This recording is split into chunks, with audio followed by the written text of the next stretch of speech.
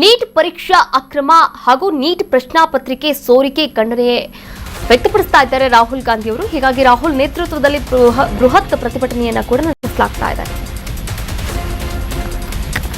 Neat ಪರೀಕ್ಷಾ ಅಕ್ರಮ ಸೋರಿಕೆಗೆ ಖಂಡನೆ, ರಾಹುಲ್ ನೇತೃತ್ವದಲ್ಲಿ ಬೃಹತ್ ಪ್ರತಿಭಟನೆಯನ್ನ ನಡೆಸಲಾಗ್ತಾ ಇದೆ. ಪ್ರೊಟೆಸ್ಟ್ ಮಾಡ್ತಿರುವಂತಹ ಸ್ಟೂಡೆಂಟ್ಸ್ಗಳಿಗೆ ಬೆಂಬಲವನ್ನ ಸೂಚಿಸ್ತಾ ಇದ್ದಾರೆ. ಗಾಂಧಿ ಸ್ಮೃತಿಗೆ INTIA ಒಕ್ಕೂಟ ಮೆರವಣಿಗೆಯನ್ನ ಕೂಡ ಹಮ್ಮಿಕೊಂಡಿತ್ತು. 30 ಜನವರಿ ಮಾರ್ಗದಲ್ಲಿರುವಂತಹ ಗಾಂಧಿ ಸ್ಮೃತಿ ಲೇಕ್ನಿಂದ ಆತ್ಮಹತ್ಯೆಗೆ ಶರಣಾದವರಿಗೆ ಗೌರವವನ್ನ ಕೂಡ ಸಲ್ಲಿಕೆ ಮಾಡಲಾಗಿದೆ. ಮೃತ ವಿದ್ಯಾರ್ಥಿಗಳಿಗೆ ರಾಘಾ ಟೀಮ್ ಶ್ರದ್ಧಾಂಜಲಿಯನ್ನ ಸಮರ್ಪಿಸಿದೆ. ರಾಹುಲ್ ಗಾಂಧಿ, ಪ್ರಿಯಾಂಕಾ ಗಾಂಧಿ ವಾದ್ರಾ, ಮಲ್ಲಿಕಾರ್ಜುನ ಖರ್ಗೆ ಸೇರಿದಂತೆ ಮಮತಾ ಬ್ಯಾನರ್ಜಿ ಅವರು ಕೂಡ, ಇನ್ನು TMC ಸಮಾಜವಾದಿ ಪಾರ್ಟಿ ಹಾಗೂ NCP ಮೆರವಣಿಗೆಯಲ್ಲಿ ಭಾಗಿಯಾಗಿದ್ರು. ಶಿವಸೇನೆಯ ಪಾರ್ಟಿಯ ಸದಸ್ಯರು ಕೂಡ ಭಾಗಿಯಾಗಿದ್ರು. In solidarity with the students, we wanted to take the opposition MPs to India Gate, but then they refused. So then we wanted to take them.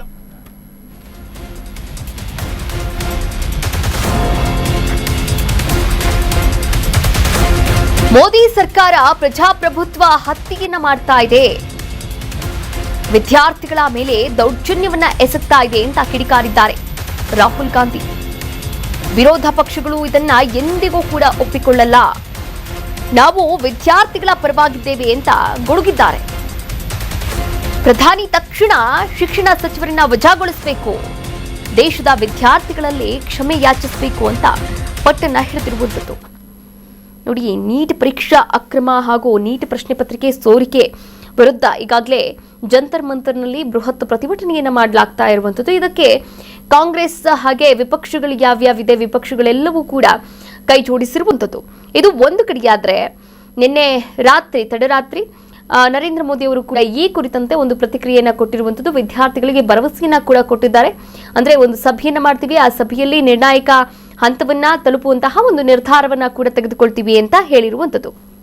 ನೋಡಿ, ಇದೇ ವಿಚಾರಕ್ಕೆ ಸಂಬಂಧಪಟ್ಟಂತೆ ರಾಹುಲ್ ಗಾಂಧಿ ಅವರು, ಪ್ರಿಯಾಂಕಾ ಗಾಂಧಿ ಅವರು ಹಾಗೆ ಮಲ್ಲಿಕಾರ್ಜುನ ಖರ್ಗೆ ಸೇರಿದಂತೆ TMCಯ ಮಮತಾ ಬ್ಯಾನರ್ಜಿ ಹಾಗೆ ಸಮಾಜವಾದಿ ಪಾರ್ಟಿ, NCP ಇವರೆಲ್ಲರೂ ಕೂಡ, ಶಿವಸೇನೆ ಪಾರ್ಟಿ ಇವರೆಲ್ಲ ಸಂಸದರು ಕೂಡ ಪ್ರತಿಭಟನೆಗೆ ಮುಂದಾಗಿರುವಂಥದ್ದು. ವಿದ್ಯಾರ್ಥಿಗಳಿಗೆ ಬೆಂಬಲವನ್ನ ಕೂಡ ವ್ಯಕ್ತಪಡಿಸ್ತಾ ಇರುವಂಥದ್ದು. ಮೋದಿ ಸರ್ಕಾರ ಪ್ರಜಾಪ್ರಭುತ್ವವನ್ನ ಹತ್ಯೆ ಮಾಡ್ತಾ ಇದೆ ಎನ್ನುವಂತಹ ಆರೋಪವನ್ನು ಮಾಡಿದ್ದಾರೆ. ಅದರ ಜೊತೆಗೆ ವಿದ್ಯಾರ್ಥಿಗಳ ಮೇಲೆ ಲಾಠಿ ಚಾರ್ಜ್ ಮಾಡಲಾಗ್ತಾ ಇದೆಯಲ್ಲ, ಈ ಒಂದು ವಿಚಾರಕ್ಕೆ ಸಂಬಂಧಪಟ್ಟಂತೆಯೂ ಕೂಡ ಕಿಡಿಕಾರ್ತಾ ಇರುವಂಥದ್ದು. ವಿರೋಧ ಪಕ್ಷಗಳು ಇದನ್ನು ಯಾವತ್ತೂ ಕೂಡ ಒಪ್ಕೊಳ್ಳೋದಿಲ್ಲ. ವಿದ್ಯಾರ್ಥಿಗಳ ಮೇಲೆ ಆಗಿರ್ತಕ್ಕಂಥ ದೌರ್ಜನ್ಯವನ್ನು ನಾವು ಖಂಡಿಸ್ತೇವೆ, ನಾವು ವಿದ್ಯಾರ್ಥಿಗಳ ಪರವಾಗಿದ್ದೇವೆ ಅಂತ ಮಾತುಗಳನ್ನಾಡಿದ್ದಾರೆ. ಅದರ ಜೊತೆಗೆ ಪ್ರಧಾನಮಂತ್ರಿ ನರೇಂದ್ರ ಮೋದಿ ಅವರು ಈ ತಕ್ಷಣ ಶಿಕ್ಷಣ ಸಚಿವರನ್ನ ವಜಾಗೊಳಿಸಬೇಕು ಎನ್ನುವಂತಹ ಆಕ್ರೋಶದ ಮಾತುಗಳನ್ನ ಕೂಡ ಹೊರಗಾಕಿರುವಂಥದ್ದು.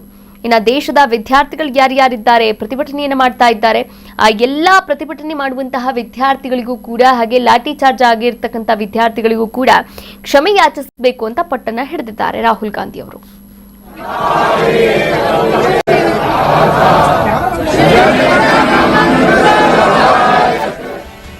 ಕರ್ನಾಟಕ ನ್ಯೂಸ್ ಬೀಟ್ ಫಾಲೋ ಮಾಡಿ, ಸಬ್ಸ್ಕ್ರೈಬ್ ಮಾಡಿ.